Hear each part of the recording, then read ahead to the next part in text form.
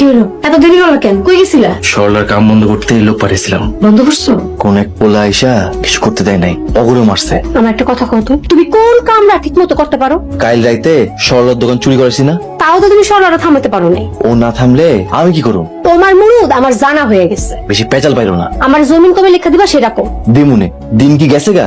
বিয়া হয়েছে কতদিন হয়ে গেছে, এখনো জমিন লেখা দাও নাই কেন? তুমি কি আমাকে জমি লইয়া বিয়া করছো? তুমি কি আমার লোভী কইতাছো? আমি সেটা কইতেছি না।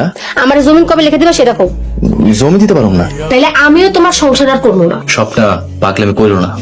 পাগলামি তো এখনো কিছুই দেখো নাই, এখন দেখবা পাগলামি কারে করে।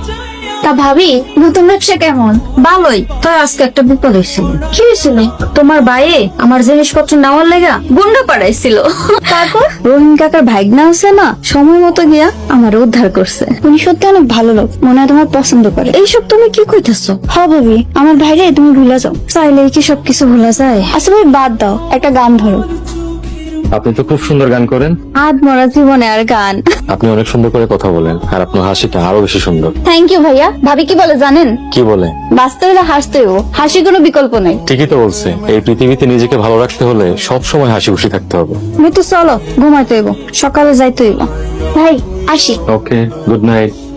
এই ছোট বউ, তুমি নাকি সুজনে জমি লিখে দিতে কইছো? হ্যাঁ, আপনার পোলায় আমার জমি লেখা দিব কয়ে বিয়া করছে। আমার পোলা তোমার কিচ্ছু দিব না।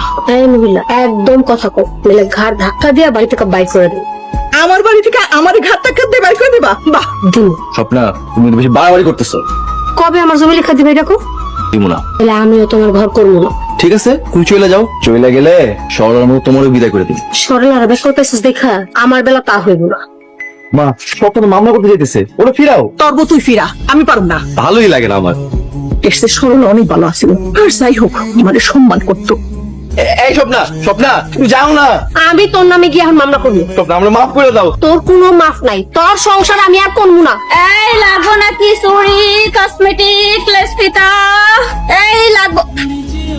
আমি বিপদে পড়ে যাবো, তুমি বুঝো একটু। এই, তুই হাসিস কেন? যা এখান থেকে।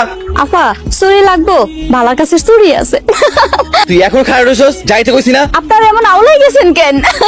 আমগো মাঝখানে তুই কথা কবি না। আমার কথা কনের দরকারও নাই, তবে আপনাকে সংসারে আগুন দিল কে? আমাকে সংসারে আগুন দিব এমন করে যে কার আছে? না, কারো কলিজা নাই। তাই বুঝছেন, কারো ক্ষতি করলে নিজেরই ক্ষতি হয়।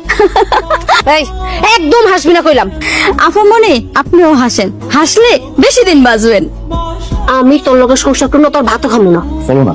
একদম আমার সাথে টাচ করবি না। প্লিজ স্বপ্না, একটু বুঝো। হাস স্যার কইতাছি, একটু বুঝো। দেখ তোরে কিন্তু আমি অনেক করে সব খবর শুনি। হাস স্যার ছাড়ুন না, আমি কি হয়েছে বাবা?